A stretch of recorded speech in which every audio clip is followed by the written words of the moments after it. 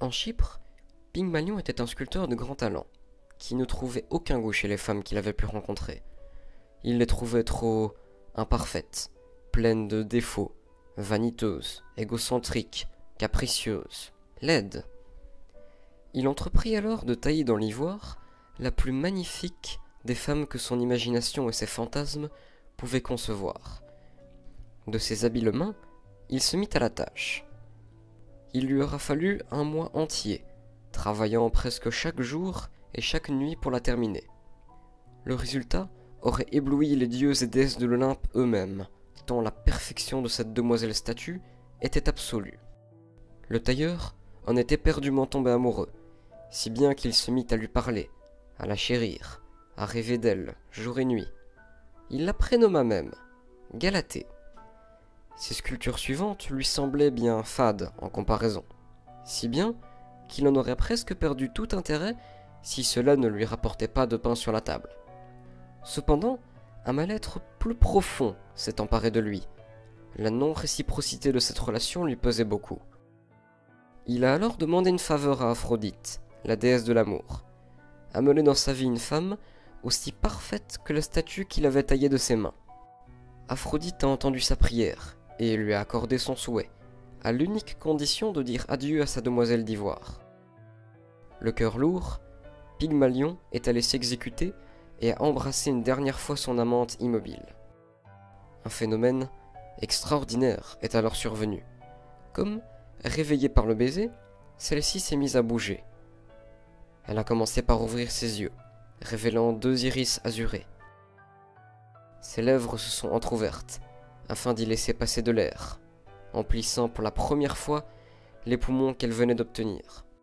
La pierre se transformait en chair, et tous les éléments qui composent une humaine finirent par apparaître les uns après les autres dans le corps de la jeune femme.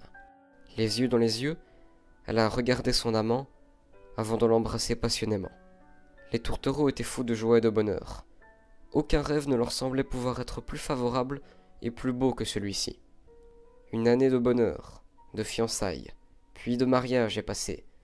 Leur entente, leur complémentarité et leur amour étaient si harmonieux qu'il en rendait leur entourage jaloux.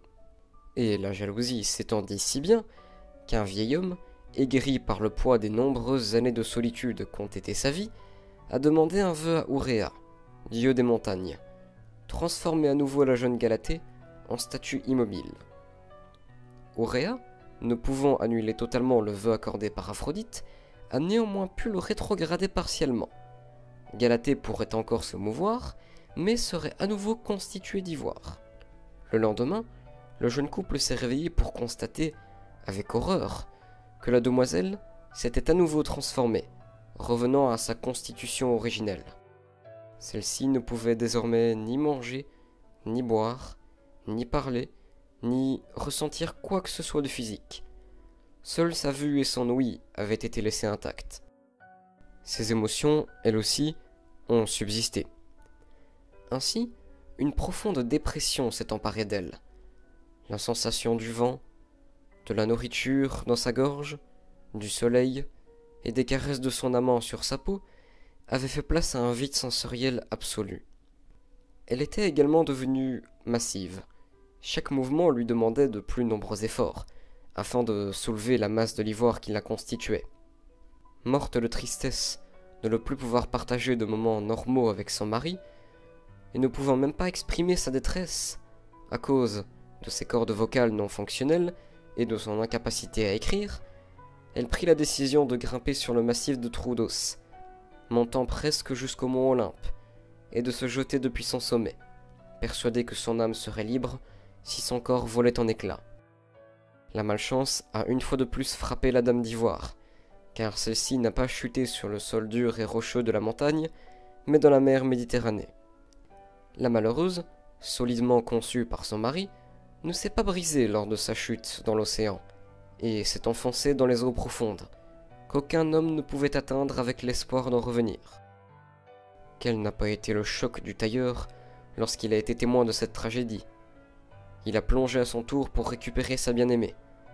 Galatée a coulé inlassablement, malgré les efforts de Pygmalion pour la remonter, et ce dernier est mort de noyade dans les bras de son épouse.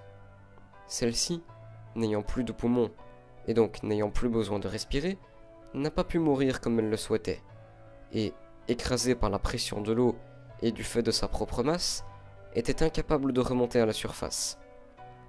Elle a été forcée, durant un certain temps, de contempler le corps de son bien-aimé gisant à côté d'elle, jusqu'à ce que celui-ci se fasse entièrement dévorer par les poissons.